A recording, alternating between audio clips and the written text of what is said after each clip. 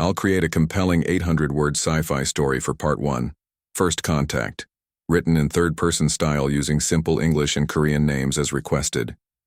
Here's the story without headings. The giant alien ships appeared in the sky on a quiet Tuesday morning. People all over Earth looked up and felt afraid. These ships were bigger than anything humans had ever built, and they hovered silently above major cities across the world. In Seoul, Dr. Ji-woo Kim watched the news with growing concern. As Earth's top expert on possible alien life, she had always believed first contact would happen someday, but not like this. Not with massive warships positioned to strike. All military attempts to communicate have failed, said the news reporter, his voice shaking slightly. The alien vessels have deployed smaller craft that are now surrounding our military bases. Ji-woo's phone rang. It was Sun-woo Choi, her research assistant. Dr. Kim, the president wants you at the emergency meeting. A car is coming to get you. Now. 2 hours later, Ji-woo sat in a crowded room deep beneath the Blue House, Korea's presidential residence. Military leaders and scientists from around the world joined by video call. President Hana Park looked tired but determined as she opened the meeting. The aliens have requested to speak with Earth's leaders in 1 hour, she announced. They've sent coordinates for the meeting place, the United Nations building in New York. General Jun-ho Lee, head of South Korea's armed forces, spoke up. Our weapons seem useless against their technology. American fighters tried to approach one vessel over Washington. Their engines simply stopped working when they got close. But no attacks yet? Asked Ji-woo, making notes on her tablet. No, answered the general. They've disabled some military equipment, but no one has been harmed. Ji-woo found this interesting. If the aliens wanted to destroy humanity, they could have done so already. Their technology was clearly far superior. So why talk? Why make demands? At the United Nations, representatives from every country gathered nervously. The aliens had requested this meeting, but no one knew what to expect. Would they even look humanoid? Could they breathe Earth's air? The answer came when the main doors opened. 3 tall figures entered, walking on 2 legs but looking nothing like humans. Their skin shimmered with blue-green colors that shifted constantly. They had 4 arms and large compound eyes like insects. They wore no visible weapons or protective gear. The middle alien stepped forward and raised one of its upper arms. A small device projected a 3-dimensional image in the center of the room, a map of the solar system with Earth highlighted. Then it spoke, the words somehow translating directly into each person's native language. We are the Concordat, it said in a flat mechanical voice. Your planet possesses resources essential to our survival. Surrender them willingly or face extinction. The room erupted in voices. Some demanded to know what resources they wanted. Others tried to suggest negotiations. A few simply shouted in anger or fear. President Hana Park of South Korea stood calmly. We need time to discuss your demands among ourselves, she said clearly. How long will you give us to respond? The alien tilted its head, as though confused by the question. 3 of your Earth days, it finally answered. We will return for your answer. After the aliens left, world leaders argued for hours. Some wanted immediate surrender to save lives. Others insisted on fighting back, despite the technology gap. Ji-woo stayed quiet, watching recordings of the meeting over and over. Something wasn't right. The aliens had overwhelming power but seemed uncomfortable using it. They could have simply taken Earth's resources. Why give an ultimatum? Why wait for an answer? Late that night, Ji-woo received permission to study the few scans they had of the alien vessels. Working in her temporary lab at the UN building, she noticed something strange. The ship's outer design suggested defensive positioning, like how prey animals on Earth might stand to look bigger against predators. When Min-woo Kang, a military strategist, brought her coffee at 3 a.m., she shared her thoughts. I think we're missing something important about them, she said, pointing to her notes. Their technology is advanced, but their behavior doesn't match. They act like they're afraid of us. Min-woo looked skeptical. Afraid? They could destroy. Our cities in minutes. Yes, but they haven't. And did you notice how they always move in groups, never alone? How they seemed startled when Ambassador Lee moved too quickly. Jiwoo's eyes were bright with realization. I need to study their evolutionary biology. I think they may have developed as prey species, not predators like humans. What difference would that make? Asked Minwoo. Jiwoo smiled slowly. It might be the difference between surrender and survival. If I'm right, we might have an advantage they never expected. Our predatory nature. As dawn broke over New York, Jiwoo began assembling a team. They had less than 3 days to develop a strategy that might save Earth by teaching advanced aliens what it meant to feel fear. Dr. Jiwoo Kim worked quickly as she assembled a team in a secure conference room beneath the Seoul National Defense Complex. The walls were lined with screens showing real-time images of the alien ships still hovering above major cities worldwide. They had less than 60 hours before the Concordat returned for Earth's answer. Thank you all for coming on such short notice, Jiwoo said to the 5 experts seated around the table. I believe we may have found a weakness in the aliens' psychology. Minwoo, Kang, the military strategist who had been with her at the UN, nodded. Dr. Kim thinks the aliens evolved as prey animals, not predators like humans. Professor Sunjin Park, Earth's leading expert on animal behavior, looked interested. What evidence do we have? Jiwoo tapped her tablet, and footage of the aliens' UN appearance played on the main screen. Watch their movements, they never separate from each other. They constantly scan the room. When Ambassador Lee moved suddenly, they all flinched backward together. Dr. Hana Yoon, a neurobiologist, leaned forward. Group behavior for safety, just like herding animals on Earth. Exactly, Jiwoo said. And think about their ships. Despite having technology to simply take what they want, they're giving us time to surrender. That doesn't make sense unless they're afraid of direct conflict. Finished General Jun Lee, the oldest person in the room. The decorated military leader had been skeptical when called to this meeting, but now he watched the footage with new interest.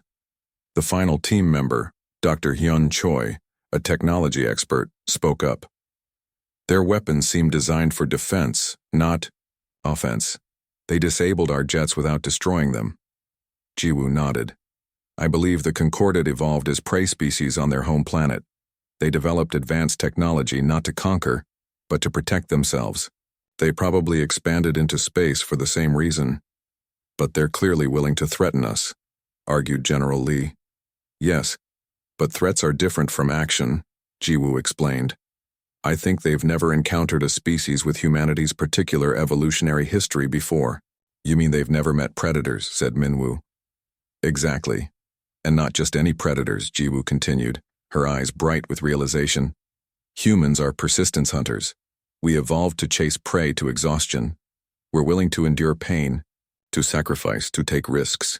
These concepts might be completely foreign to the Concordat. Professor Park nodded slowly. Many prey species cannot understand predator psychology. It's why rabbits freeze when they see a fox. They simply cannot process what the fox wants beyond immediate threat response. Hana pulled up brain scan comparisons on her tablet. If their brains evolved for group safety rather than individual action, their entire decision-making process would be different from ours. So what's your plan? Asked General Lee. Jiwoo stood and walked to the center of the room. Project Nightmare. We show them exactly what humanity is capable of, not our weapons, but our mindset, our willingness to fight against impossible odds, our ability to sacrifice, our history of warfare. Psychological warfare, Minwoo said with dawning understanding. Yes, we don't need to match their technology, Jiwoo explained. We just need to make them fear us. The room fell silent as everyone considered this strategy. It's risky, General Lee finally said. If we're wrong about their psychology, then we're no worse off than we are now, Jiwoo finished. But if I'm right, we might save Earth without firing a single shot. Dr. Hyun began typing rapidly on his laptop. We'll need to gather footage, war documentaries, extreme sports, even horror movies. Anything that shows humans confronting danger willingly. And we need to craft specific demonstrations, added Minwoo. Military operations designed, not to win but to confuse and frighten. Jiwoo nodded. But we need proof first. I want to test my theory before we commit. How? Asked General Lee. We need to get one of them alone, Jiwoo said.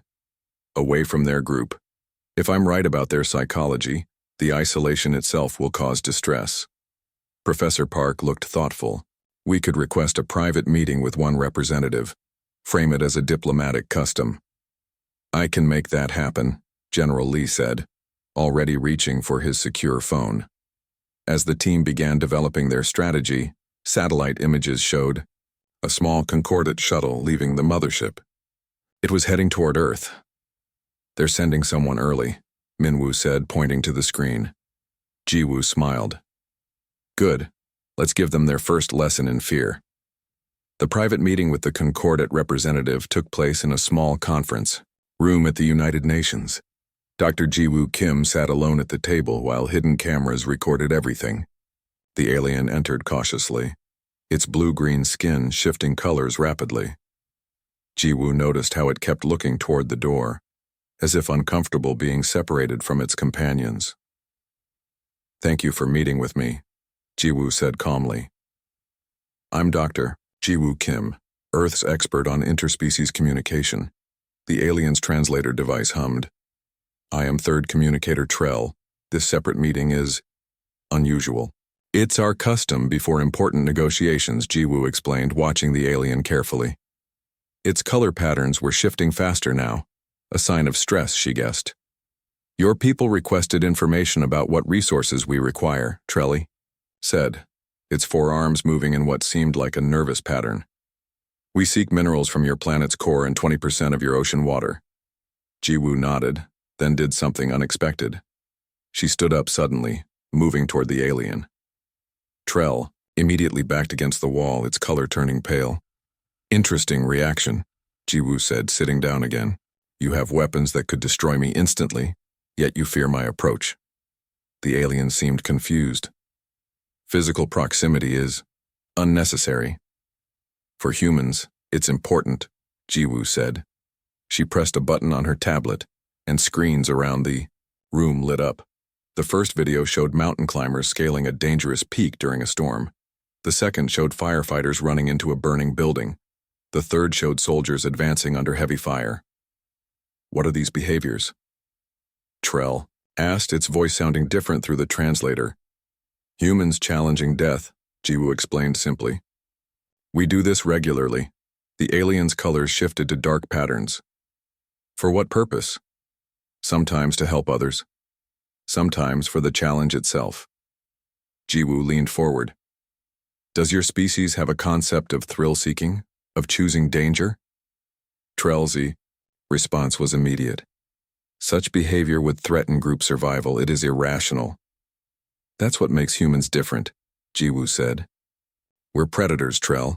We evolved to hunt, to take risks, to endure pain for future rewards. The alien was silent, studying the videos that continued playing. Its color patterns had become completely erratic. Back at the defense complex in Seoul, the team watched the meeting on secure monitors.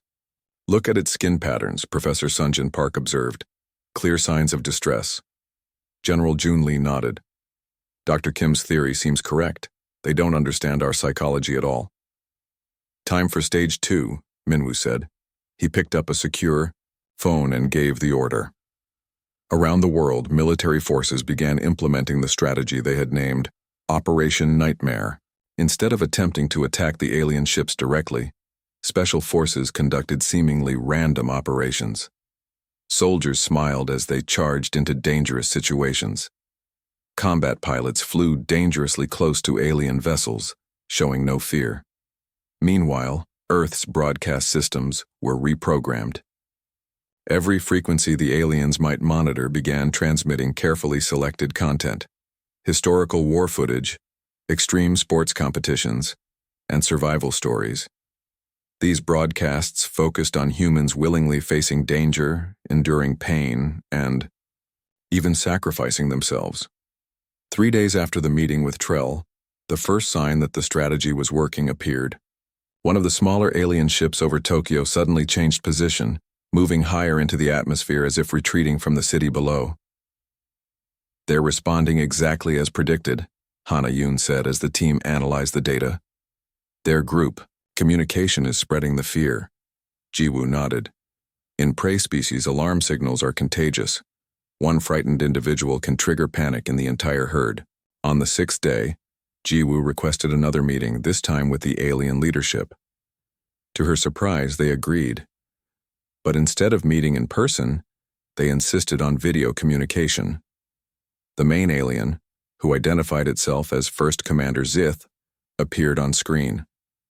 Its colors were dark and stable, showing more control than Trell had. "Your species exhibits disturbing behaviors," Zith stated without greeting. "You seem to seek conflict rather than avoid it." "It's not that we seek conflict," Jiwoo explained. "It's that we don't fear it the way you do. Humans evolved as persistence hunters chasing prey until it collapsed from exhaustion. Pain, risk, and sacrifice are concepts woven into our history." The alien was silent for several moments. "Your broadcasts show humans smiling while in pain, celebrating warriors, voluntarily facing death." "Yes," Jiwoo confirmed, "and those are just our normal activities. Imagine what we're capable of when truly threatened." As the communication ended, Jiwoo looked at her team. They're beginning to understand what they're dealing with. Now, for the final phase. "Are you sure about this?" General Lee asked. "It's a significant escalation." Jiwoo nodded firmly. "The Concordat needs to see that humans aren't just predators. We're apex predators who evolved to hunt other predators, and we're willing to destroy ourselves rather than submit." The alien mothership had remained in Earth's orbit for nearly 2 weeks. Dr. Jiwoo Kim stood in the underground command center with her team as they prepared for the final phase of Project Nightmare. The large screens showed alien vessels repositioning around the globe, moving higher into the atmosphere, a clear sign of retreat. "Their communication structure is breaking down," reported Dr. Hyun Choi, monitoring intercepted signals from the Concordat fleet. "The unified patterns we saw when they first arrived are fracturing." Jiwoo nodded, satisfied. "Fear is spreading through their hive mind, just as we predicted." General Jun Lee entered the room, his face serious but hopeful. "The Security Council has approved the demonstration. It begins in 1 hour." The demonstration had been Jiwoo's most controversial suggestion. After careful study of the aliens' psychology, she had proposed showing the Concordat humanity's ultimate capacity for self-destruction. A controlled nuclear detonation in a remote, uninhabited area of the Pacific Ocean. "Are we sure this won't provoke them into attacking?" Minwoo Kang asked, voicing the concern many shared. "Everything we've learned about their psychology suggests they value survival above all else," Jiwoo explained. "They cannot comprehend a species willing to risk its own destruction. This will reinforce that humans are fundamentally different from any life form they've encountered before." As the hour approached, Earth's leaders broadcast a message to the Yao Concordat. President Hana Park delivered it calmly. "We invite the Concordat to witness a demonstration of Earth's resolve. This is not a threat, but an education. Observe the coordinates we have provided in precisely 30 minutes. At the designated time." A small nuclear device was detonated on a deserted island. The explosion was modest by nuclear standards, but the message was clear. Humans possessed weapons of mass destruction, and were willing to use them. Within minutes, the alien vessels began moving rapidly, climbing higher into Earth's atmosphere. Their formations, once perfectly organized, became chaotic. "It's working," whispered Sunjin Park, watching the tracking data. "They're retreating." Then something unexpected happened. A small shuttle detached from the mothership and descended toward Seoul. It requested permission to land at the defense complex. "It's a risk," General Lee warned when Jiwoo suggested allowing it. "But an opportunity we can't miss," she countered. "If I'm right, this is a faction seeking understanding." When the shuttle landed, a single alien emerged. It introduced itself as Observer Nal, a scientist from the Concordat's research division. Unlike the others they had met, Nal seemed curious rather than frightened. In a secure meeting room, Ji-woo sat across from the alien. "You've broken from your group," she noted. "That seems unusual for your kind." "It is distressing," Nal admitted, its colors rippling in what Ji-woo now recognized as anxiety.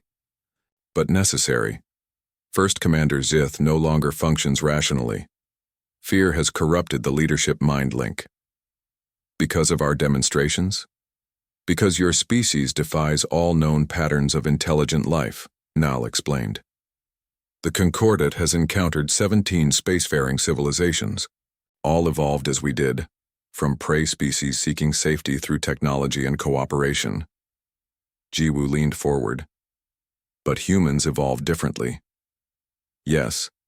You are predators who developed intelligence not for protection, but for more efficient hunting." Nal's translator device couldn't convey emotion, but its body language showed something like fascination mixed with horror. "You smile when experiencing pain. You celebrate those who sacrifice themselves. You would rather destroy yourselves than submit."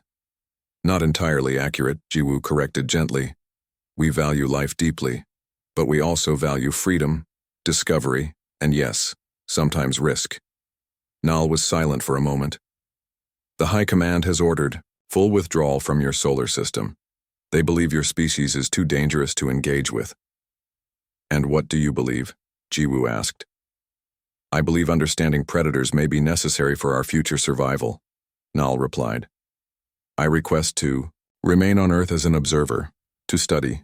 Later that evening, as alien ships began disappearing from Earth's skies, Ji-woo's team celebrated their success. The Concordat was retreating without a single shot fired in actual combat. "You were right," General Lee told Ji-woo, his voice filled with newfound respect. "They couldn't understand our willingness to fight against impossible odds." "The irony," Ji-woo said quietly, "is that we taught them to fear us not through superior strength, but by showing them who we truly are. Sometimes the most frightening thing isn't a weapon, but a mindset they cannot comprehend." 6 months after the Concordat's retreat from Earth, Dr. Ji-woo Kim stepped off a shuttle onto the surface of an alien world.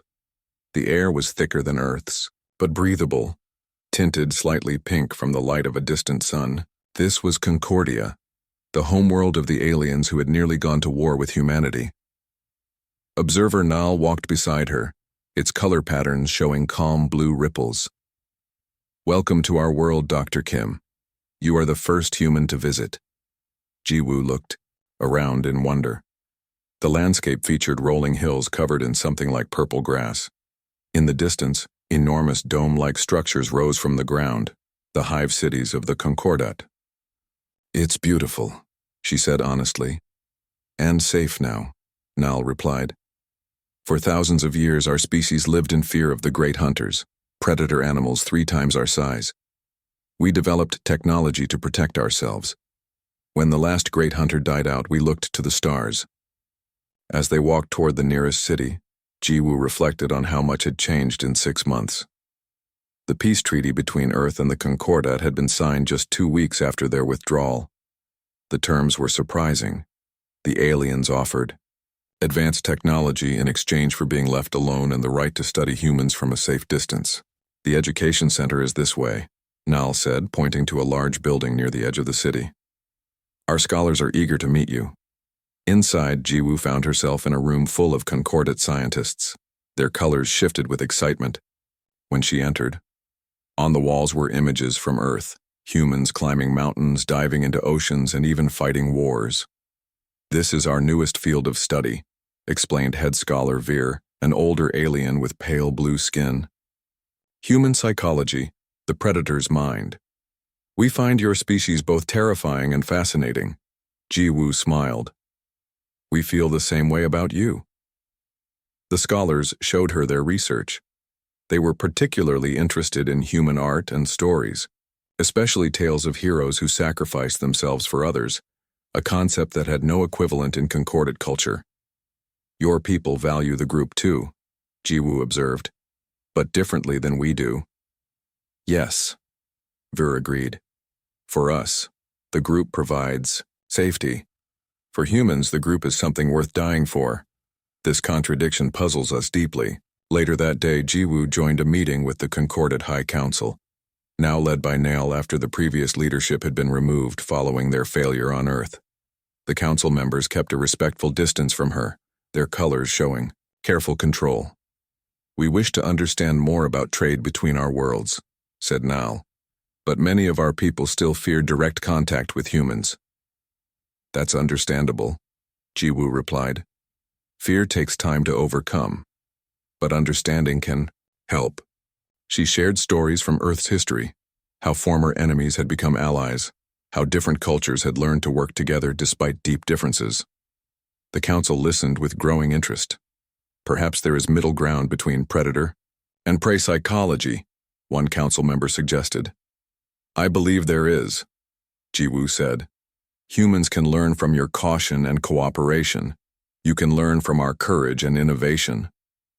On her last evening on Concordia, Jiwoo stood with Nal watching the planet's 3 moons rise over the horizon. They had formed an unlikely friendship, a human predator and an alien prey species finding common ground. "Before your visit, many believed humans would eventually seek to conquer us," Nal admitted. They could not understand a predator species choosing peace. "The irony," Jiwoo replied, "is that our predator nature is what allows us to choose. We don't act only on instinct. We can decide to be more than what evolution made us." Nal's colors shifted thoughtfully. "Perhaps that is the greatest lesson humans have taught us, that even the most frightening aspects of a species can become its greatest strength." As Jiwoo prepared to return to Earth the next day, she carried with her not only new alien technology but a deeper understanding of what it meant to be human. The Concordate had entered Earth's orbit as enemies and left as nervous allies. Now, they were becoming something more, students of each other's differences. The peaceful stars above seemed to approve of this new understanding between 2 very different forms of intelligent life, one born of caution, the other of courage.